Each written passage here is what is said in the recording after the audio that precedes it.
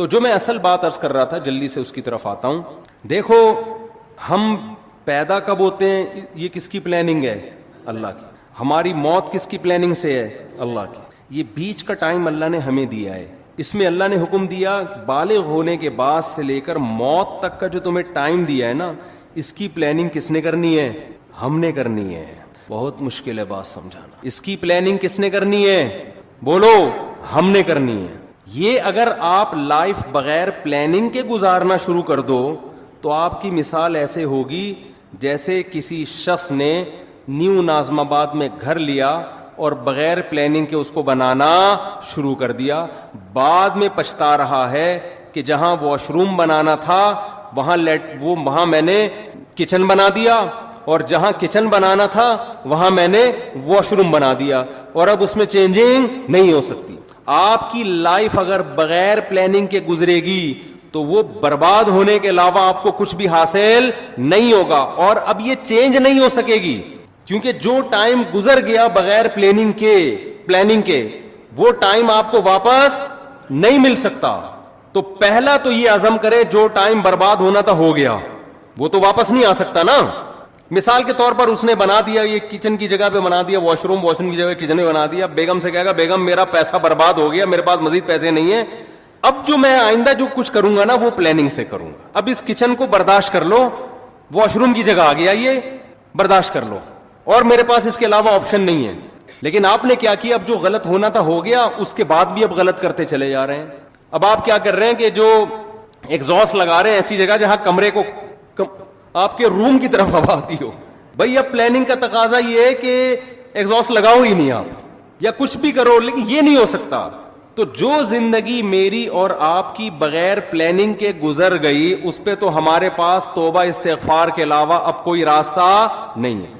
آپ کہہ سکتے ہیں کہ مفتی صاحب آپ کو کس نے کہا کہ ہم نے زندگی پلاننگ کے بغیر گزاری ہے؟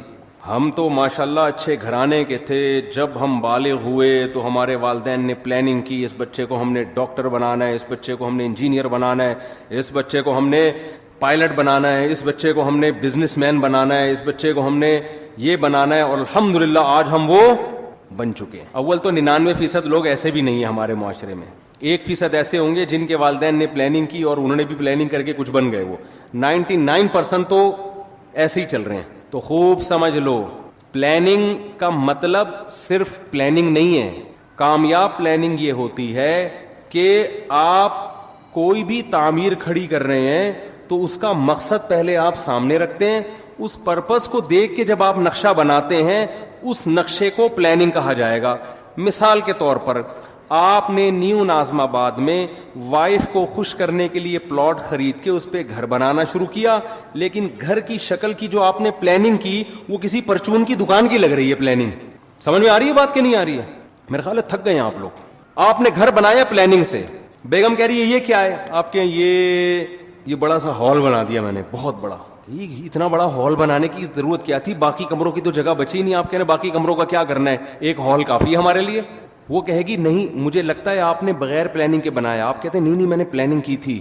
میں نے اس کی پلاننگ کی ہے کہ اس میں اگر کہیں بھی کسی کو گودام کی ضرورت پڑتی ہے نا تو سارا مال اس کمرے میں اتارے گا. وہ تو پلاننگ تو کی ہے آپ نے یقیناً، لیکن یہ گودام کی پلاننگ ہے، یہ گھر کی پلاننگ بولو نہیں. تو میں اور آپ پلاننگ تو کر رہے ہیں فیوچر کی. اول تو بہت سے لوگ کر ہی نہیں رہے. ہمارے یہاں تو الحمدللہ کوئی پلاننگ ہوتی نہیں ہے. زیادہ تر لوگ جو پلاننگ کر رہے ہیں نا اپنی زندگی کی، ان کو یہی نہیں پتا کہ ہماری زندگی کا مقصد کیا ہے. لہذا کوئی پلاننگ کر رہا ہے میں بہت بڑا تاجر بنوں گا، کوئی پلاننگ کر رہا ہے میں بہت بڑا ڈاکٹر بنوں گا، کوئی پلاننگ کر رہا ہے میں بہت بڑا سیاستدان بنوں گا. بھائی یہ جو آپ اپنے پرپس کو سامنے رکھ کے پلاننگ کر رہے ہو نا، تو آپ کا بڑا ڈاکٹر بننے سے مقصد کیا ہے آپ کا؟ بیگم کہے گی نہیں اتنا بڑا جو گودام آپ نے بنایا، اتنا بڑا کمرہ، آپ کا مقصد کیا ہے؟ آپ کہیں میں اس میں بورے لا کے رکھوں گا گندم کے، تو سر پکڑ کے بیٹھ جائے گی نا کہ یہ نیو ناظم آباد آپ کو گودام بنانے کے لیے یہ بنایا بلڈر نے. گودام کی الگ جگہ ہوتی ہے بھائی، ٹرک اڈے جاؤ، ٹرک اسٹینڈ جاؤ، وہاں گودام خریدو. تو غلط پلاننگ کو پلاننگ بولو نہیں کہا جاتا. اب میں جلدی سے بات کی طرف آتا ہوں جو میں سمجھانا چاہتا ہوں آپ لوگوں کو. بعض دفعہ بات مختصر ہوتی ہے، اس کی تمہید ذرا لمبی ہو جاتی ہے. دیکھو اگر ہم کافر ہیں، اللہ نہ کرے غیر مسلم ہیں، تو ہمیں اپنی زندگی کا مقصد تلاش کرنے کی ضرورت بولو نہیں ہے. پھر ہم جس چیز کو چاہیں ہدف بنائیں, اس کو سامنے رکھ کر اپنی لائف کی پلاننگ کریں. جیسے انگریز ایک ہدف متعین کرتا ہے, مجھے یہ بننا ہے. ان کے ہاں یہ بھی ہدف ہوتا ہے کہ میں نے ماؤنٹ ایوریسٹ کی چوٹی پہ چڑھنا ہے. پوری زندگی کا ان کا ٹارگٹ ہی یہی ہوتا ہے کہ میں نے کیا کرنا ہے, میں نے ماؤنٹ ایوریسٹ کی چوٹی سردیوں میں عبور کرنی ہے. تو کئی سال وہ اسی پلاننگ کے تحت اپنی باڈی کو بناتے رہتے ہیں. یہ ان کا ہدف ہے. اگر کوئی چڑھ جائے اس پہاڑی پر, کامیاب ہو گیا, نہیں چڑھ سکے تو کیا کہتے ہیں, ناکام ہو گیا. بناتے ہیں کہ میں نے میڈیکل سائنس کی فیلڈ میں ترقی کرنی ہے, بعض کہتے ہیں میں نے بہترین سائنٹسٹ بننا ہے. ہم یہ دیکھتے ہیں کہ جو لوگ مذہب کو نہیں مانتے ان کا ایک ہدف ہوتا ہے. اصل بات جو میں عرض کر رہا ہوں, جب تک آپ کے سامنے اپنی لائف کا ہدف نہیں ہوگا کہ میرا اس زندگی سے مقصد کیا ہے, اس وقت تک آپ اپنی زندگی کو پلان نہیں کر سکتے. آپ کی زندگی بے ڈھنگی ہوگی. اب مقصد کیا ہونا چاہیے؟ ایک مقصد ہے کافر کا, غیر مسلم کا. غیر مسلم کا لائف سے مقصد زندگی برائے زندگی, لائف کو انجوائے کرنا, اس کے علاوہ اس کا کوئی ہدف نہیں ہوتا. اگر آپ اللہ کو, کریٹر کو, خدا کو اپنی ڈکشنری سے نکال دیتے ہو تو پھر آپ کو یہ حق حاصل ہے کہ آپ اپنی زندگی کا مقصد خود متعین کرو. سمجھ رہے کہ نہیں سمجھ رہے؟ پھر آپ اپنی زندگی کا مقصد خود متعین کرو. کیونکہ اللہ کو اگر آپ نے نکال دیا, اس کا مطلب کیا ہوا کہ ہم پیدا ہوئے ہیں اللہ کے ارادے سے نہیں, ایک اتفاقی واقعہ ہوا, ہم پیدا ہو گئے. ہم مرتے ہیں اللہ کے ارادے سے نہیں, اتفاق ہوتا ہے. ان ہی الا حیاتنا الدنیا نموت ونحیا وما یہلکنا الا الدہر. نبی کے دور میں جو ایتھیسٹ تھے وہ کہتے تھے کہ یہ دنیا کی زندگی ہے جس میں ہم مرتے بھی ہیں جیتے بھی ہیں, یہ خدا کے تصرفات نہیں ہیں, یہ زمانے کے تصرفات ہیں. زمانے میں ہوتا ہے موت بھی ہے, زندگی بھی ہے, اور پھل پھول بھی پیدا ہوتے ہیں, کوئی خوشی کی زندگی, کوئی غم کی زندگی. تو اگر میرے اور آپ کا بھی خدا نخواستہ یہ نظریہ ہے تو میرے بھائی ہمیں پھر اپنی زندگی کا ہدف تلاش کرنے کی ضرورت, خدا سے پوچھنے کی ضرورت نہیں ہے. پھر ہماری مرضی ہم جس چیز کو ہدف بنا لیں. کیا خیال ہے, غلط تو نہیں کہہ رہا میں؟ پھر ہماری مرضی, پھر میں خود فیصلہ کروں گا میں نے کیا بننا ہے. پھر میری مرضی, میں کہوں یار میں نے ڈاکٹر بننا ہے, میں نے انجینئر بننا ہے, میں نے سائنٹسٹ بننا ہے, میں نے یہ بننا ہے, میں نے وہ بننا ہے, میں نے کچھ بھی نہیں بننا, میں نے ویسے انجوائے کرنا ہے لائف کو. بعض لوگوں کا یہ ہوتا ہے کچھ بھی نہیں بننا, انجوائے کرنا ہے بس. وہ میں ایک چٹکلا اکثر سناتا ہوں نا, آپ لوگ نئے ناظم آباد کے نئے لوگ ہیں. وہ ایک نوجوان جو ہے سمندر کے کنارے لیٹا ہوا اور سگریٹ کے کش لے رہا ہے. ایک بوڑھے میاں گئے, ذرا اسپیڈ میں سنا دیتا ہوں کیونکہ کئی دفعہ لوگ سن چکے ہیں. تو ایک بوڑھے میاں گئے اس نوجوان کو سمجھانے لگے, بیٹا تم اپنا ٹائم ویسٹ کر رہے ہو, کچھ کر کیوں نہیں لیتے؟ اس نے کہا انکل کیا کروں؟ بیٹا میٹرک کر لو. اس نے کہا 10 سال لگیں گے میٹرک میں. پھر کیا کروں؟ بیٹا پھر انٹر کر لینا 2 سال میں. تو 12 سال ہو گئے جی انکل, پھر کیا کروں؟ پھر بیٹا بی اے کر لینا. اچھا جی بی اے بھی کر لیا, پھر کیا؟ پھر بیٹا ماسٹر کر لینا. انکل 16 سال ہو گئے ماسٹر کر لیا, پھر کیا کروں؟ بیٹا پی ایچ ڈی کر لینا. انکل 18 سال ہو گئے پی ایچ ڈی کر کے کیا کروں گا؟ انکل نے کہا بیٹا پھر تمہیں اچھی جاب ملے گی, پیسے کمانا. انکل پھر کیا کروں؟ بیٹا پھر شادی کرنا, اچھے خاندان میں شادی ہوگی. انکل پھر کیا ہوگا؟ پھر تمہاری اولاد ہوگی. انکل پھر کیا ہوگا؟ وہ نوجوان تجسس میں نا کہ اینڈ کیا ہوگا اس کا. اچھا انکل بچے بھی ہو گئے, اب کیا ہوگا؟ کہہ رہے ہیں لائف کو انجوائے کرنا, مزے اڑانا. تو پھر ابھی کیا کر رہا ہوں میں؟ مزے ہی تو اڑا رہا ہوں. تو بعض لوگوں کا مقصد نہ ڈاکٹر بننا, نہ انجینئر بننا, نہ پائلٹ بننا. ان کا مقصد کیا ہے؟ لائف کو انجوائے کرنا. تو وہ بھی ایک مقصد ہے بھائی. وہ کہہ رہے ہیں بھائی لائف کو ہم انجوائے کرنے کے لیے آئے, انٹرٹینمنٹ. وہ انجوائے کر رہے ہوتے ہیں, گٹکے کھا رہے ہیں, پان کھا رہے ہیں. وہ کہہ رہے ہیں مر جائیں گے نا جلدی, تو کیا ہو گیا؟ ہم مزے اڑا کے جلدی مرنا چاہتے ہیں, اس میں کیا کون سی ٹینشن کی بات ہے؟ ہماری مرضی, ہماری لائف ہے. ہم چرس پی کے مرے, ہم ہیروئن پی کے مرے, ہم مر رہے ہیں نا, آپ کو کیا تکلیف ہے؟ یہ غیر مسلموں کی قسمیں بتا رہا ہوں میں آپ کو. غیر مسلموں میں شراب پی کے مرنے والے بھی, خودکشی کر کے مرنے والے بھی. خودکشی کرنے والے کو آپ یہ نہیں کہہ سکتے کہ یہ حرام ہے, اس پہ گناہ ملتا ہے. وہ کہتا ہے گناہ کیا ہوتا ہے؟ میرا جسم ہے, میری مرضی, میں کھمبے سے چپک کے مروں, میں کھمبے سے لٹک کے مروں. میں جب اس دنیا میں ٹینشن میں ہوں تو ٹینشن ریلیز کرنے کا میرے پاس موت کے علاوہ کوئی راستہ نہیں ہے, تو میں مر رہا ہوں نا, کیا تکلیف ہو رہی ہے؟ تو اگر آپ مذہب کو اپنی زندگی سے نکال دیتے ہیں تو آپ بہت ساری ٹینشنوں سے کیا ہو جاتے ہیں؟ بظاہر آزاد ہو جاتے ہیں. بظاہر آزاد ہوتے ہیں, حقیقت میں تو ٹینشنوں میں, عذاب میں پڑ جائیں گے آپ. تو پھر آپ کو ہدف خود بنانے کی اجازت ہے کہ آپ متعین کریں میری لائف ہے, میری مرضی ہے, میں خود فیصلہ کروں گا میں نے فیوچر میں کیا بننا ہے. یہ بھی فیصلہ کروں گا کہ کیا بننا ہے, یہ بھی فیصلہ کروں گا کہ کچھ بننا بھی ہے کہ نہیں بننا, ویسے ہی رہنا ہے. ہم جب چوتھی کلاس میں تھے نا تو ہماری ٹیچر نے سب بچوں سے پوچھنا شروع کیا کہ کون کیا بنے گا. ایک بچے سے پوچھا, اس نے کہا ڈاکٹر, مجھ سے پوچھا, میں نے کہا پائلٹ. بچوں کو اس وقت پائلٹ بننے کا بہت شوق ہوتا تھا, سب سے وہ پوچھ رہی تھی. ایک لڑکا بڑا شرارتی تھا, اس سے پوچھا بیٹا تم بڑے ہو کر کیا بنو گے؟ کہتا دولہا بنوں گا میں. اس نے کیا کہا, اس وقت تو ہم سب کو اس پہ ہنسی آئی, لیکن بات یہ ہے کہ جب آپ نے لوگوں پہ چھوڑ دیا کیا بننا ہے تو کہہ رہے ہیں مجھے سب سے زیادہ مزہ کس میں آئے گا؟ دولہا بننے میں. دولہا ہی بنوں گا, میرا ہدف ہی دولہا بننا ہے. اس وقت تو یہ بات ہمیں سمجھ میں نہیں آتی تھی, لیکن جب ہم آج 50 سال کے ایسے لڑکے دیکھ رہے ہیں نا جو دولہا بننے کی خواہش میں ترس رہے ہیں, جو دولہا بن ہی نہیں پا رہے بیچارے اپنی حرکتوں کی وجہ سے, تو پھر مجھے وہ یاد آتا ہے کہ یہ دولہا بھی خوش قسمت لوگ بنتے ہیں. اور خواتین کے ساتھ پیشگی معذرت, بار بار دولہا بننے کی سعادت یہ بہت ہی خوش قسمت لوگوں کو ملتی ہے. اللہ تعالیٰ حفاظت میں رکھے. تو اب مجھے ایک بات بتاؤ کہ یا تو آپ ادھر ہو جاؤ انگریز کی طرف, ان کا ہدف وہ خود متعین کرتے ہیں, لیکن جو خدا کو ماننے والے ہیں, دیکھیں قرآن بہت ساری اہل ایمان کی جو علامت بیان کرتا ہے نا, اس میں بار بار یہ کہتا ہے کہ یہ علامتیں ان میں پائی جاتی ہیں جو اللہ پر اور آخرت کے دن پر ایمان رکھتے ہیں. ہمیں شروع میں یہ چیزیں سمجھ میں نہیں آتی تھیں, لیکن اب جب کمپیئر کر رہے ہیں نا دنیا کی قوموں سے, تو قرآن بار بار کہہ رہے ہیں جو اللہ کو مانتے ہیں وہ زنا نہیں کرتے, جو اللہ کو مانتے ہیں وہ رشتہ داری کو توڑتے نہیں ہیں. آج ہمیں گورے نظر آتے ہیں رشتہ داری توڑتے ہوئے, آج ہمیں گورے نظر آتے ہیں زنا کرتے ہوئے. جو اللہ کو مانتے ہیں وہ شراب نہیں پیتے, جو اللہ کو مانتے ہیں وہ سود نہیں کھاتے, جو اللہ کو مانتے ہیں وہ نماز پڑھتے ہیں. آپ کو گوروں میں 20 خوبیاں نظر آئیں گی. ہر بات شروع کرنے سے پہلے 20 دفعہ تھینک یو, بات ختم کرنے کے بعد 20 دفعہ تھینک یو. بہت ساری خوبیاں ہیں. نماز پڑھتے ہوئے وہ نظر نہیں آئیں گے, رشتوں کو جوڑتے ہوئے وہ نظر نہیں آئیں گے. وہ تو باپ جیسا قریب ترین رشتہ بڑھاپے میں اس کا اولڈ ہاؤس میں گزرتا ہے اس کا. تو قرآن نے بڑا فرق کیا ہے ماننے والے اور نہ ماننے والے. تو پہلا تو آپ فیصلہ کرو کہ ہم ماننے والوں میں ہیں یا نہ ماننے والوں میں. ہم اگر ماننے والوں میں ہیں تو آپ کو اپنا زندگی کا ٹارگٹ خود متعین کرنے کی اجازت نہیں ہے. پھر یہ خدا نے جو بتایا اس پہ, اس پرپس پہ آپ کو کام کرنا پڑے گا جو اللہ نے بتایا ہے. تو پہلے تو یہ کلیئر کریں.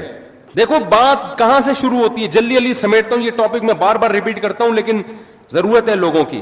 ایک فیصلہ کرو, ہمیں کسی نے بنایا ہے یا ہم خود سے بنے ہیں. گورا کہتے ہیں ہمیں اس سوال کے جواب کی ضرورت نہیں ہے. قرآن کہتا ہے سب سے پہلے تجھ سے یہ سوال پوچھا جائے گا کہ تو نے یہ فیصلہ کیسے کر لیا تھا کہ میں خود بخود وجود میں آیا ہوں. یہ فیصلہ تو نے کیسے کر لیا تھا. اللہ نے ہمیں آزاد نہیں چھوڑا, ہمیں اپنے رب کے وجود پر, اس کی توحید پر ایمان لانا پڑے گا. یہ آپشنل نہیں ہے. اگر نہیں ایمان لائے, اللہ کہتے ہیں ہمیشہ کے لیے جہنم کی آگ اور اس کے ایندھن بنا دوں گا میں تمہیں. اللہ کے لیے سب سے امپورٹنٹ سوال اور سب سے امپورٹنٹ نظریہ ہماری زندگی میں یہ ہے کہ ہم اس کے وجود کو تسلیم کرتے ہیں یا نہیں کرتے. یہ سوال سائنسدانوں کے لیے اہم نہیں ہے, یہ سوال ڈاکٹروں کے لیے اہم نہیں ہے, یہ سوال گوروں کے لیے اہم نہیں ہے. دیکھیں کچھ سوال کسی کے لیے اہم ہوتے ہیں, کسی کے لیے امپورٹنٹ نہیں ہوتے. مثال کے طور پر آپ جس گھر میں رہتے ہو, آپ کی بیوی کے لیے سب سے امپورٹنٹ چیز کیا ہے کہ آپ اس کا شوہر اس بیوی کو بیوی سمجھتا بھی ہے کہ نہیں سمجھتا. آپ محلے والوں کے حقوق ادا کر رہے ہو, آپ دوستوں سے اچھے طرح سے مل رہے ہو, آپ کرکٹ کے بہت اچھے کھلاڑی ہو, چوکے چھکے لگا رہے ہو, لیکن گھر میں بیوی کو آ کے کہتے ہو میں نہیں مانتا آپ کو اپنی بیوی, تو ان چھکے چوکوں اور ان قوم کی خدمت کی بیوی کی نظر میں کوئی ویلیو ہوگی؟ بولو نا. وہ کہے گی میری نظر میں تو 2 ٹکے کا انسان نہیں ہے, میں تیرے گھر رخصت ہو کے آئی ہوں, میرا تیرے سے رشتہ ہے, تو مجھے اپنی مان تو صحیح نا, میرے حقوق تو ادا کر. تو بیوی کے لیے سب سے امپورٹنٹ سوال کیا ہے شوہر کے حق میں کہ یہ شوہر مجھے اپنا مانتا ہے یا نہیں مانتا. اسی طرح خوب سمجھ لو, شوہر کے لیے جب بیوی کا ایک رشتہ ہے تو اس میں سب سے امپورٹنٹ بیوی کے لیے سوال یہ ہے کہ یہ مجھے اپنا ہسبینڈ مانتی ہے یا بولو نہیں مانتی. اب آپ کی وائف اپنے ماں باپ کے ساتھ بڑا اچھا سلوک کر رہی ہے, جاب کر رہی ہے اور غریبوں کو کھانا کھلا رہی ہے, سیلاب زدگان کی مدد کے لیے خود بنفس نفیس شاپر لے کے پہنچی ہوئی ہے, بڑی خدمتیں ہو رہی ہے. جب گھر میں آتی آپ سے تمیز سے بات نہیں کرتی, آپ کہتے ہیں میں تمہارا ہسبینڈ ہوں, وہ کہتی میں کنفیوز ہوں کہ پتہ نہیں آپ ہسبینڈ ہیں بھی یا نہیں ہے. میرے لیے سوال زیادہ امپورٹنٹ نہیں ہے. آپ نادرا کے سرٹیفکیٹ دکھا رہے ہو, بیگم یہ تو وہی میری تصویر لگی ہوئی ہے, یہ مفتی طارق مسعود سے نکاح پڑھوایا تھا ہم نے, اور یہ دیکھو یہ نادرا میں تمہارے ابا کا نام, یہ میرا نام, یہ پورا پراپر کام ہے, ہمارا نکاح رجسٹرڈ ہے. وہ کہتی ہے ایکچولی میرے پاس ٹائم نہیں ہے ان سب باتوں کے لیے, ایکچولی میرے پاس ان سب باتوں کے لیے ٹائم نہیں, میرے لیے سوال زیادہ امپورٹنٹ ہے ہی نہیں, میرے پاس تفتیش کا ٹائم ہی نہیں. میں ڈاروین کے نظریے کو مانتی ہوں. ڈاروین کیا کہتا ہے کہ اتفاق سے وجود میں آ گئے, تو اتفاق سے آپ ہمارے گھر میں آ گئے, دیکھنے میں شوہر لگ رہے ہیں آپ. اب اس تفتیش میں جانا کہ یہ ڈاروین کا نظریہ ٹھیک تھا غلط تھا, میں اتفاقی چیزوں کی قائل ہوں. سائنس سے ثابت کرو کہ تم میرے ہسبینڈ ہو. سائنس سے کوئی ثابت کر سکتا ہے؟ کسی کا باپ بھی ثابت نہیں کر سکتا. کوئی لیبورٹری ٹیسٹ سے کہ یہ اس کا ہسبینڈ ہے کوئی کر سکتا ہے؟ بولو نا کیا ہو گیا؟ سائنس سے کہاں سے ثابت ہوگا بھائی؟ یہ تو گواہوں سے ثابت ہوگا. گواہ کہیں گے آپ کے نہیں, میں سائنس کا اسٹوڈنٹ ہوں, میں سائنس کے بغیر نہیں مانتا. نیوٹن کا کوئی قانون پیش کرو کہ وسیم میرا شوہر ہے, تو ہم کیا کہیں گے؟ سائنس کو غلط جگہ فٹ کر رہی ہے بھائی تو. یہی سوال نا آج کل کے لبرل لوگ کہتے ہیں سائنس سے خدا کا وجود ثابت کرو. اول تو سائنس سے بھی ہوتا ہے, لیکن ایک مثال دے رہا ہوں. اتنے ثبوت اللہ نے اپنے وجود کے دے دیے, اتنے مضبوط ڈاکومنٹس پکڑا دیے, اتنے ایک ایک چیز اس کائنات میں خدا کے وجود کی گواہی دے رہی ہے کہ یہ چیزیں خود بخود نہیں بن سکتی. اور گورا کیا کہتا ہے؟ میرے لیے یہ سوال امپورٹنٹ نہیں ہے کہ ہمیں کوئی بنانے والا ہے یا نہیں ہے. تو گورے کے لیے امپورٹنٹ نہیں ہے, میرے اور آپ کے لیے امپورٹنٹ نہیں ہے. جس خدا نے بنایا اس کے لیے سب سے امپورٹنٹ کوسچن کیا ہے کہ تم میرے وجود کو مانتے ہو یا نہیں مانتے. میں 2-3 اور مثالیں دوں. بیٹا کیا کہتا ہے؟ گلی محلے میں سب کی خدمتیں کر رہا ہے, سیلاب زدگان کی مدد کے لیے پہنچا ہوا ہے, بڑی زبردست تقریریں کر رہا ہے. گھر میں جب ابا کہتے ہیں بیٹا مجھے پانی پلا دے, مجھ سے گھٹنے میرے خراب ہو گئے, مجھ سے چلا نہیں جاتا, وہ کہہ رہا بھائی میں آپ کو کیوں پانی پلاؤں, اور انسان کو اپنا کام خود کرنا چاہیے. کہیں بیٹا میں تمہارا باپ ہوں. اب وہ کنفیوز ہے, بیٹا ابا آپ یہ نہیں, آپ میرے والد ہیں, وسیم بھائی آپ میرے کیا ہیں؟ ابا ہی کہہ دیا تو پھر تو مسئلہ ہی ختم ہو گیا نا. تو باپ کو غصہ آئے گا, بیٹا تو مجھے باپ نہیں مانتا. بیٹا کہہ رہا ہے ابا اصل میں نے اسٹڈی اور سائنسی ترقی میں اتنا ٹائم لگایا ہے نا کہ مجھے اس سوال کے جواب کی فرصت ہی نہیں ملی کہ آپ میرے ابا ہیں یا اس تحقیق کی میرے پاس ٹائم. میں اصل میں بڑے بڑے کارنامے کر رہا ہوں. میں ابھی ایک میرا خلائی سیارہ چاند پہ پہنچنے والا ہے, اور اگلا سفر میرا مریخ کی طرف, ویزا آ گیا مریخ سے میرا.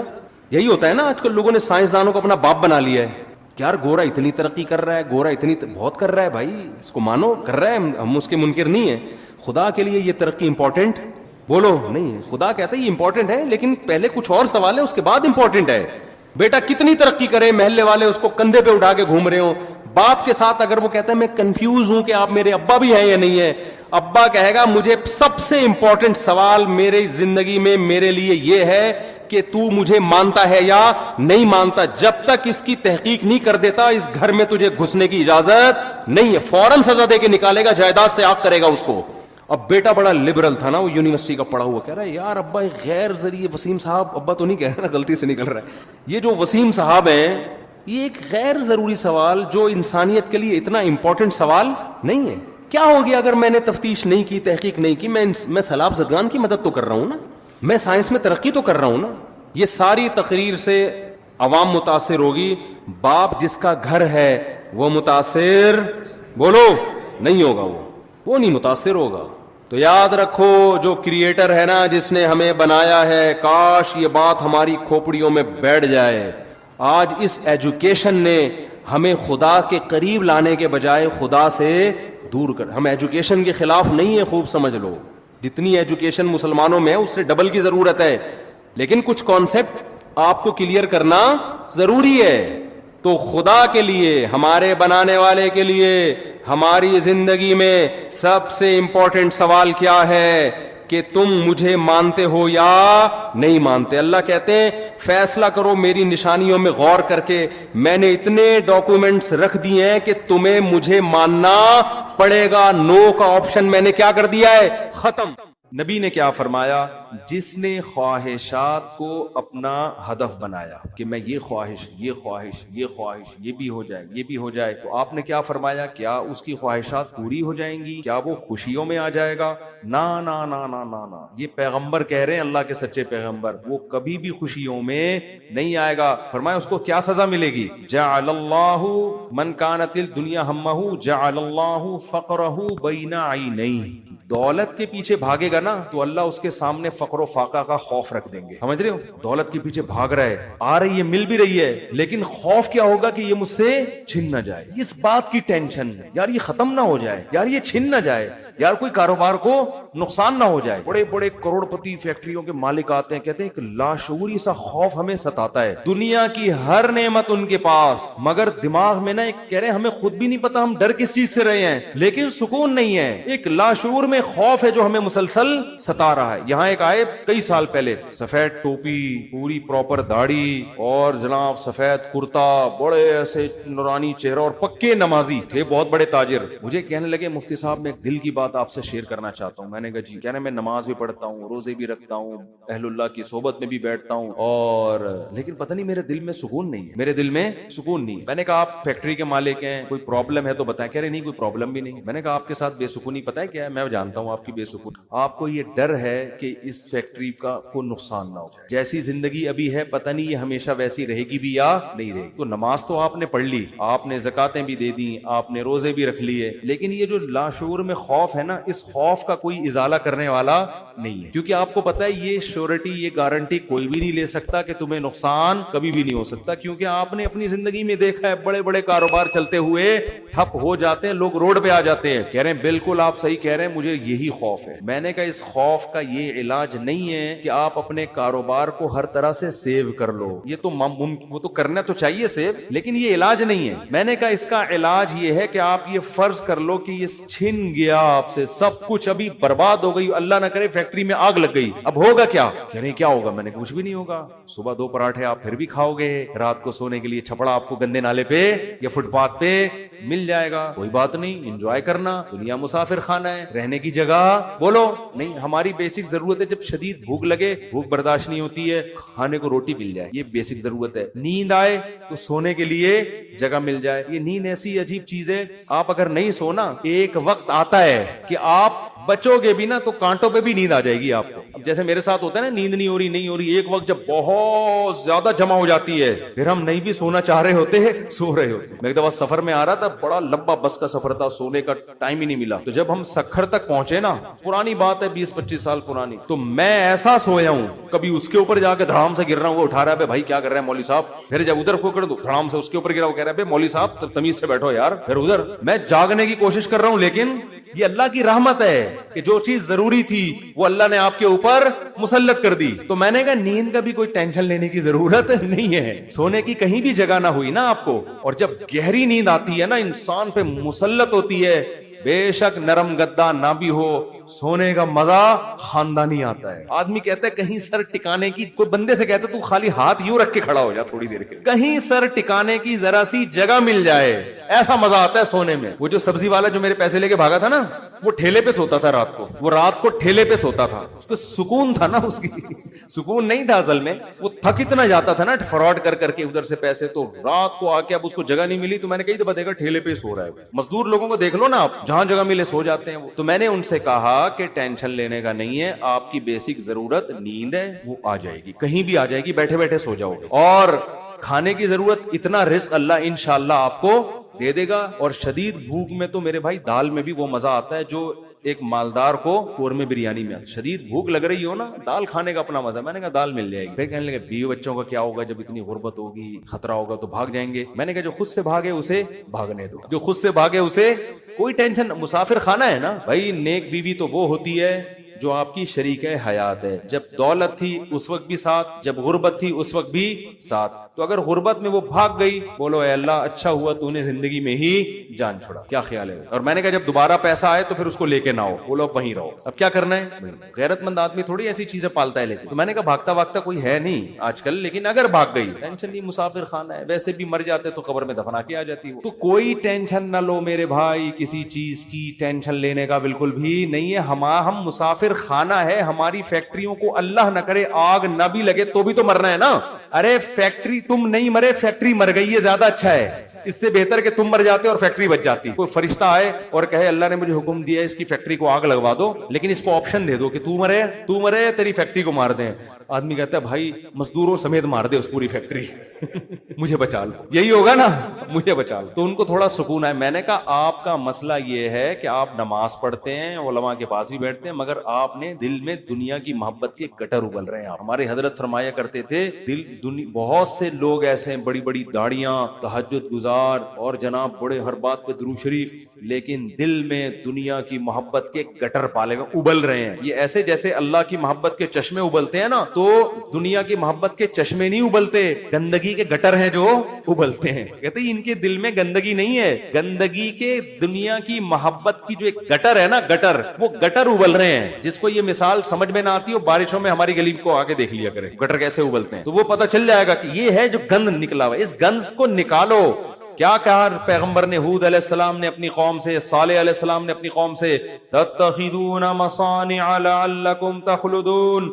اے میری قوم, تم گھر اتنے مضبوط بناتے ہو جیسے تم نے ہمیشہ رہنا ہے, اتنا پیسہ ان دیواروں میں کیوں پھونک رہے ہو؟ حالانکہ وہ حلال پیسوں سے گھر بنا رہے تھے بھائی, حرام سے تھوڑی بنا رہے تھے, حرام سے نہیں بنا رہے. پھر بھی پیغمبر اعتراض کر رہے ہیں کہ موت کو بھول گئے ہو تم, اتنا سریا بنیادوں میں ڈالا جا رہا ہے. لوگ بتا رہے تھے ہم نے یہ سریا ڈالا. میں کہتا ہوں اپنی ہڈیوں میں تو کیلشیم ہے نہیں تمہارے, پہلے اپنی ہڈیوں میں سریا ڈالو بھائی. ہڈیاں بوسیدہ ہو رہی ہیں, کھوکھلی ہو رہی ہیں, اور مکان کی مضبوطی پہ انسان فخر کر رہا ہے, تو نکالو اس گٹر کو, ویسے جھٹک دو. ہمارے حضرت ایک ذکر بتایا کرتے تھے کہ رات کو نا تنہائی میں بیٹھ کے یہ ذکر کیا کریں. یہ ذکر حدیث سے ثابت نہیں ہے, صرف ٹریننگ کے لیے ہے, ٹریننگ کے لیے, اپنی اصلاح کے لیے, اس لیے اس کو سنت سمجھنا جائز نہیں ہے. وہ ذکر کرواتے تھے, بہت سے اکابر کرواتے ہیں یہ کہ لا الہ الا اللہ. لا الہ میں کیا کرنا ہے؟ گردن یہاں لے کے جانی ہے. لا الہ, کوئی معبود نہیں. یہ تصور کر رہے ہیں دل سے اللہ کے علاوہ سب چیزیں نکل رہی ہیں, نکال کے باہر پھینک رہا ہوں. اس تصور کا نا بڑا اثر پڑتا ہے دل کے اوپر. لا الہ سب نکال کے, بحریہ ٹاؤن نکالو سب سے پہلے اس میں. ہاں بحریہ, آپ کو نہیں پتا بحریہ ٹاؤن کا, آپ باہر سے آئے نا. ہمارے ہاں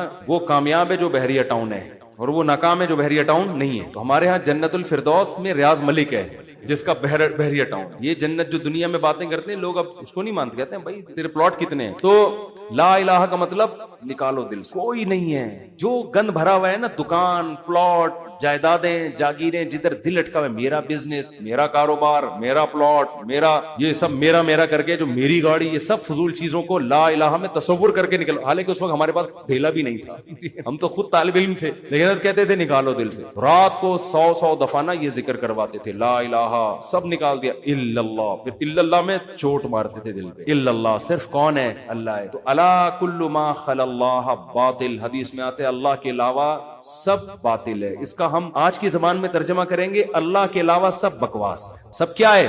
بکواس. اگر سب بکواس نہ ہوتا تو موسیٰ کلیم اللہ کو اللہ دنیا دیتا نا, اور فرعون کو غریب رکھتا کہ موسیٰ تو میرے ہیں تو ان کو دنیا بہت دوں گا, اور فرعون میرا دشمن ہے, اس کو کھانے پینے کے لیے روٹی, اس کی فیکٹریوں میں آگ لگاؤں گا. کیا کراؤں گا؟ فیکٹریاں تو فرعون کی چل رہی تھی, اس کے محلات کے نیچے نہریں بہ رہی تھیں, اور موسیٰ کلیم اللہ کو فرعون غربت کے تانے دیتا تھا. ان کے پاس تو کچھ بھی نہیں ہے, شادی کرنے کے لیے تو 10 سال بکریاں چرائی ہیں انہوں نے. آپ شادی کرتے ہیں نا, اصل میں کیسے بھائی اتنے اچھے خاندان میں شادی ہوئی, آپ بتاتے ہیں یار ایکچولی میرا بزنس, اور وہ انہوں نے ایسا میرا اسٹیٹس دیکھا کہ خود ہی دے دی انہوں نے. اور غریب آدمی, ابے تجھے کیسے مل گئی؟ تو کیا کہہ رہا تھا یار, کسی کا رکشا ادھار لے کے گیا تھا بتانے کے لیے, وہ بیچارہ فخر کر سکتا ہے. تو فرعون یہ تانے دیتا موسیٰ علیہ السلام کو کہ ام انا خیر من ھذا الذی ھوا مہین, میرے پاس دولت یہ غریب. تو اس سے پتہ چلتا ہے اللہ کے علاوہ اس دنیا میں سب کچھ کیا ہے؟ بکواس. ہمارے نبی کچرے کے ڈھیر پہ صحابہ کے ساتھ گئے, ایک مری ہوئی بکری کا بچہ, سوری مری ہوئی بکری کا بچہ نہیں, بکری کا مرا ہوا بچہ, سمجھتے ہو, بکری کا مرا ہوا بچہ, مردار ہوتا ہے نا, بو آ رہی ہوتی ہے, پھول پھٹ رہا ہوتا ہے. آپ نے صحابہ سے فرمایا کوئی ہے جو اس کو کچھ درہم میں خریدے؟ صحابہ نے کہا یا رسول اللہ اس گند کو کون خریدے؟ آپ نے فرمایا اللہ کی نظر میں اس دنیا کی حیثیت اس سے بھی کم ہے. جو ہم اس کو لفٹ کرا رہے ہیں نا, میرا پلاٹ, میری گاڑی, چند اصل میں یہ سمجھ میں آتی نہیں ہے. آنکھ بند ہوگی تو سمجھ میں آ جائے گا یار کس چیز پہ میں نے محنت. تو دل سے دنیا کی محبت نکالو. اور یہ ذکر تنہائی میں اجتماعی نہ کرے, ایک بدعت نہ بن جائے. ہاں لاؤڈ اسپیکر کھول کھول کے بھی مسجدوں میں ہو رہا ہے, ٹوپی ڈرامے شروع ہو جاتے ہیں. ہر چیز کو نا لوگ انٹرٹینمنٹ کا ذریعہ بنا لیتے ہیں. اب یہ ذکر میں نے بتا دیا تو اب پتہ چلا مسجدوں میں پروگرام چلے, آئیے ہمارے یہاں 3:05 پہ ذکر ہوگا, پھر ہاں ہو رونا دھونا کرنا کرانا کچھ بھی نہیں ہوتا. تو تنہائی میں بیٹھ کے اگر 100 دفعہ ایسے کر لیں, لا الہ ہلکی آواز کے ساتھ, لا الہ الا اللہ, لا الہ الا اللہ, لا الہ الا اللہ, آپ کئی دن تک کنٹینیو کریں گے, آپ کے دل کی کیفیت بدلنا, پھر آپ کو لگے گا یار لا الہ کوئی نہیں ہے, سب بکواس ہے. پھر کوئی آپ سے آ کے کہے گا نا ابے بحریہ ٹاؤن, آپ کہو گے میں تو رات کو 100 دفعہ دل سے یہ بحریہ ٹاؤن نکالا ہے میں نے, کس بحریہ ٹاؤن کی بات کر رہا ہے. دنیا رکھو ضرور, ایسا نہ ہو کہ پلاٹ ہی بیچ دیں صبح اٹھ کے. 3 پلاٹ تھے بحریہ ٹاؤن میں بچوں کے لیے رکھے ہوئے تھے, لا الہ الا بحریہ ٹاؤن نکال کے صبح کا اٹھا کے دے دو کسی کو, بس اتنا کریں جتنا افورڈ کر سکتے ہیں. یہ تو ہمارے نبی نے تو رکھا ہی نہیں نا, لیکن ہمیں حکم ہے, ہم کمزور لوگ ہیں, رکھ لو. اگر اللہ نے وسائل دیے ہیں, دل نہ لگاؤ. دل لگانے کا کیا مطلب ہے؟ فیکٹری اس لڑکے نے رکھی تھی مگر دل میں بھی رکھی ہوئی تھی, تو میں نے کہا دل سے فیکٹری کو کیا کرو, نکال دو. جب نکالو گے تو کیا ہوگا؟ دل میں محبت ہے یا نہیں ہے, اس کی علامت ہے چھوٹ جانے پہ نقصان کتنا ہوتا ہے. دیکھو بہت سے لوگ اپنی بیوی سے کہتے ہیں میں تم سے بہت محبت کرتا ہوں, پتا چلے گا مرنے پہ نقصان کتنا ہوتا ہے, افسوس کتنا ہو رہا ہے. آپ رہتے تو سبھی میاں بیوی اکٹھے ہی ہیں نا, کیا خیال ہے؟ صبح وہ ناشتہ بنا کے دے گی, آپ کھا لو گے, آپ کے بچوں کو سب محبت سے ہنسی خوشی زندگی گزر رہی ہے. اس سے تھوڑی پتا چلتا ہے کہ آپ کو اس سے محبت بھی ہے یا نہیں ہے. اگر وہ مر جائے, اس کو کینسر ہو جائے, آپ کے دل میں آئے کہ چلو یار بازنا اوپر سے ڈاکٹر صاحب بہت ٹینشن میں, اندر سے یار خود سے جا رہی ہے, جانے دو. جیسے ایک 2 نمبر مولوی صاحب تھے بدعتی, وہ تقریر کرتے تھے چوری حرام چوری حرام چوری حرام. ایک دن ان کے گھر میں کھانا نہیں, ان کی بیوی نے کہا کیا کروں بھائی؟ انہوں نے کہا پڑوسیوں کی مرغی چوری کر لو. انہوں نے کہا بھائی پڑوسیوں کا آپ تو خود چوری کے خلاف بیان کرتے ہیں. اس نے کہا بھائی ہم شوربے سے لگا کے کھا لیں گے, بوٹیاں چوری کی تو بوٹیاں ہوں گی نا, بوٹیاں نہیں کھائیں گے ہم. اب ان کی بیگم نے سالن پکایا اور دیگچی کو انڈیلنے لگی تاکہ شوربہ آئے, اور بوٹیوں کو چمچ سے پیچھے کرنے لگی. یہ کہتے ہیں بھائی جو خود سے آئے آنے دو, چوری تو وہ ہے نا ہم کھا رہے ہیں, ہم تھوڑی کھا رہے ہیں, خود ہی آ رہی, کشش ثقل گریوٹی کی وجہ سے آ رہی ہے یہ. تو بعض لوگ بیوی سے اتنے بیزار ہوتے ہیں, علاج بھی کر رہے ہیں ذمہ داری سمجھ کے, لیکن دل میں یہ ہوتا ہے اگر خود سے مر رہی ہے نا تو اللہ تو سمجھتا تو ہے نا میں کیا کہنا چاہتا ہوں, تو ساتھ رکھنا. اس سے نہیں پتا چلتا کہ آپ کو اس سے محبت ہے یا نہیں ہے. لوگ رہ لیتے ہیں, پیسہ بھی رکھ لیتے ہیں, محبت کا اس سے پتا چلتا ہے چھوٹ جانے پہ غم کتنا ہوتا ہے. گاڑی رکھیں, بنگلہ رکھیں, چھوٹ جانے کے لیے تیار رہیں, چھوٹ گئی تو کوئی مسئلہ نہیں ہے. تو میں نے ان صاحب کو کہا کہ یہ فیکٹری میں ابھی سے فرض کر لو آگ لگ گئی ہے اور سب برباد ہو گیا, اب آپ دھوتی بنیان میں گھوم رہے ہو تو کیا ہوگا؟ بس میں نے کہا وہ ابھی سے فرض کر لو. میں نے کہا یار بڑا سکون ملا ہے. تو میں نے کہا یہ سکون آپ کا پھر ختم ہو جائے گا, پھر فیکٹری تو نکالو اس کو دل سے. اور دل سے دنیا نکالنے کا ایک بہت بہترین طریقہ ہے صدقہ کیا کرو. جب روکڑا خرچ کرتا ہے نا دل کھینچتا ہے. ہم جو صدقہ کرتے ہیں نا اس میں ٹینشن نہیں ہوتی, ہمیں اتنا کرو جس سے تھوڑی سی تکلیف ہو کہ کیا کر دیا یار, کیا کر رہا ہوں. حدیث میں آتا ہے بہترین صدقہ وہ ہے کہ جب تم کرو تو تمہیں ڈر ہو کہ غریب نہ ہو جاؤں. تأمل الغنا وتخشى الفقر, اور نہ کرنے میں امید ہو کہ بڑا پیسہ بنا لوں گا. اس کنڈیشن میں جب کرو گے نا تو یہ سب سے بہترین صدقہ ہے. صدقہ کیا کرو, دے دیا کرو یار. یہ ہمارے حضرت فرماتے تھے ایک آدمی دکان سے اتنی محبت ہو گئی اس کو, ایک دن اس نے کہا کہ مجھے اتنا دکان میں دل اٹک گیا, ایک دن میں دکان بند کر کے بیٹھ گیا. میں نے کہا باڑ میں جائے, اپنی اصلاح کے لیے نا, کوئی بات نہیں نقصان کرو یار اپنا, ہر وقت دکان دکان دکان ایسی کی تیسی تالا لگا کے گھر بیٹھ گیا کہ جب نارمل کنڈیشن میں ہوں گا پھر آؤں گا. جیسے کسی کو عشق ہو جائے نا کسی سے, اب مل تو رہی نہیں ہے وہ, تو عشق میں وہ پاگل ہونا شروع ہوتا ہے. تو بے وقوف لوگ کیا کرتے ہیں, ہر وقت اس کی یاد دماغ میں, ہر وقت اس کو دیکھ رہے ہیں, اس کی تصویریں دیکھ رہے ہیں, پرانے میسج پڑھ رہے ہیں, سوچ رہے ہیں. بے وقوف یہ کرتے ہیں. عقل مند کیا کرتا ہے, لعنت بھیجو یار صحیح ہے نا, نمبر ہی بلاک کر دو ایسی کی تیسی. اور جب یہ کیفیات ختم ہو جائیں گی پھر دیکھوں گا شادی ہو گئی نہیں ہوگی, دوبارہ ٹرائی کر کے کوشش کروں گا. پاکستانی چھوڑتا تو ہے نہیں, کہتے پھر 1 سال بعد دوبارہ ٹرائی کریں گے. تو عقل مندی کا تقاضا ہے. تو جلدی سے بس حدیث مکمل کر دوں. نبی نے فرمایا جس نے خواہشات کو ہدف بنا لیا تو اللہ فقر و فاقہ اس کے سامنے لا کے کھڑا کر دیں گے. کروڑ پتی ہوگا مگر آگے فقر و فاقہ اس کو ڈرا رہا ہوگا, بھائی میں حملہ کر دوں گا, میں تجھے کھا جاؤں گا. اس خوف کی وجہ سے لائف کو انجوائے نہیں کرے گا. جعل اللہ فقرہ بین عینیہ وفرق علیہ شملہ. دوسری سزا دنیا میں اس کو یہ ملے گی کہ اس کی فکروں کو بکھیر دیں گے اللہ تعالیٰ. اتنے مسائل ہوں گے کہ میرا یہ صرف ایک پیسہ مسئلہ نہیں ہوگا, یار یہ کام بھی ہو جائے, یار یہ بھی ہو جائے, یار یہ بھی ہو جائے, یار فلاں سے تعلقات بھی ٹھیک ہو جائیں, یا لوگ میری مخالفت کرنے وہ بھی چھوڑ دیں, یار وہ فلانا. یعنی وہ اتنے انڈے بچے ہوں گے کہ سارے انڈوں سے چوزے نکلیں, اس کی یہ خواہش ہوگی. حالانکہ کبھی مرغی کے سارے انڈوں سے چوزے نکلتے ہیں, دو چار تو خراب ہو جاتے ہیں نا. تو فرقہ, یہ اور عجیب ٹینشن, سکون نہیں ہوگا. یہ بھی اس کی فکریں اللہ کیا کر دے گا, اس کے سامنے بکھیر دے گا. یہ بالکل ایسے ہے جیسے بہت ساری ٹینشنیں اگر ایک پوٹلے میں ہو نا, انسان کہتا ہے اٹھا کے پوٹلا پھینک دو, ختم. اور وہ پوٹلا کھل کے بکھر جائے, ایک ٹینشن وہ ہے, ایک ٹینشن وہ ہے, ایک ٹینشن وہ. اس کو کمبخت کو سمجھ میں ہی نہیں آئے گا ان ٹینشنوں سے میں جان چھڑانا شروع کون سی والی ٹینشن سے کروں, میں کون سی والی ٹینشن کو میں پہلے پھینکوں, پھر اتنی بکھری ہوئی ہوں گی اس میں ڈوبا ہوا ہوگا وہ. اور آگے آپ نے فرمایا وَلَمْ يَأْتِهِ مِنَ الدُّنْيَا إِلَّا مَا قُدِّرَ لَهُ. یہ سارے کام دنیا کے لیے کر رہا تھا نا, وہ دو بکھیڑے پال لیے اس نے, دنیا کے لیے سب کچھ کر رہا تھا. اور اس کی دو سزائیں تو اللہ فوراً دے دے گا, فقر و فاقے کا خوف اور ٹینشنوں کو بکھیر دے گا. یہ دو ٹینشنیں تو چلو ہم کہتے یار دنیا مل جاتی تو چلو یہ ٹینشنیں بھی قبول ہیں. اللہ کہتے ہیں ملے گی اتنی جتنی مقدر ہے. نبی نے فرمایا ملے گی اتنی نہیں جتنی اس کی چاہت ہے, اتنی جتنی اللہ نے لکھی ہوئی ہے. اگر یہ زیادہ کی کوشش کرے گا تو ہو سکتا ہے دھیلا بھی نہ ملے, اور ہو سکتا ہے ڈبل مل جائے. تو یہ بھی اس کی چاہت پہ نہیں ہے, یہ کس کی چاہت پہ ہے, اللہ کی. تو یقینی پھر بھی نہیں ہے وہ. پھر میں چٹکلا سنا دوں نا, یقینی پھر بھی نہیں ہے. ایک آدمی کو بیوی اچھی نہیں لگتی تھی, بیچاری نے ہر طرح سے کوشش کر لی کہ میں اپنے میاں کو اچھی لگوں, اچھی پھر بھی نہیں لگ رہی اس کو. ایک دن وہ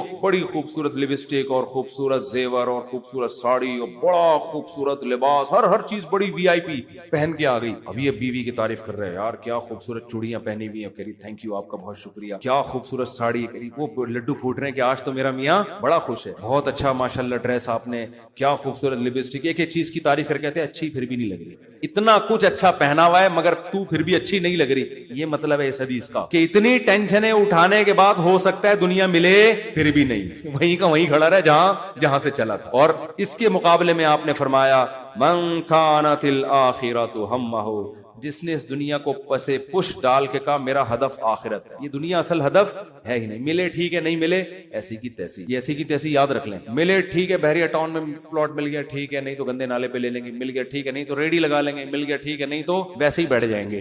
ٹھیک ہے نا, یہ جس کا یہ خوف. اور اصل کیا ہے, آخرت. مجھ سے گناہ نہ ہو جائے کوئی, اگر ہو جائے تو جلدی سے توبہ کر کے اللہ کو مناؤں. آپ نے فرمایا جس نے آخرت کو ہدف بنا لیا, جنت تو بعد میں ملے گی, کچھ انعامات دنیا میں ملنا شروع ہو جائیں گے. پہلا انعام جعل اللہ شملہ جمع لہ من کانت الآخرۃ ہمہ جعل اللہ غناہ فی قلبی. اس کو فقر و فاقہ کا خوف تھا نا, فرمایا اس کے دل میں اللہ غنا, اس کے دل کو مالدار بنا دے گا. اس کو ایسا لگے گا یار جتنی میری ضرورت نہیں ہے اللہ نے رزق کی بالٹیاں میرے اوپر انڈیل دی ہیں. میری ضرورت صبح 2 روٹی کی ہے اور روٹی کے بجائے اللہ پراٹھے کھلا رہا ہے. عجیب بات ہے یا نہیں ہے؟ میری ضرورت تھی صرف چائے پراٹھا مل جائے اور اللہ مجھے انڈے بھی کھلا رہا ہے. نہیں یار یہ سمجھ میں تو رہنے دو, بس یہ آخری ہے. آپ لوگ بھی بہت تھک گئے ہوگے نا.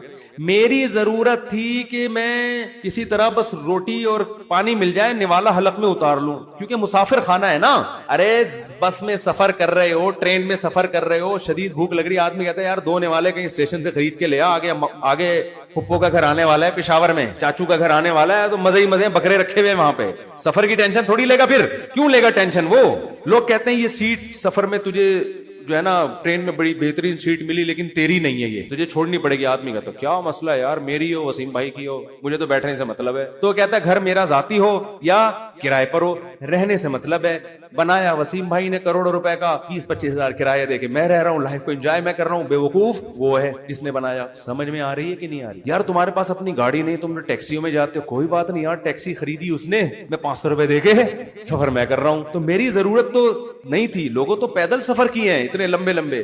موسیٰ علیہ السلام تو مصر سے مدین پیدل گئے ہیں, اور ہم یہاں سے صدر پیدل نہیں جا سکتے, تو ہماری ضرورت تھوڑی ہے. لیکن اللہ نے اتنا احسان کیا, گرین بس بنا دی بھائی. امام مہدی کے آنے سے پہلے کراچی میں گرین بس چل پڑی.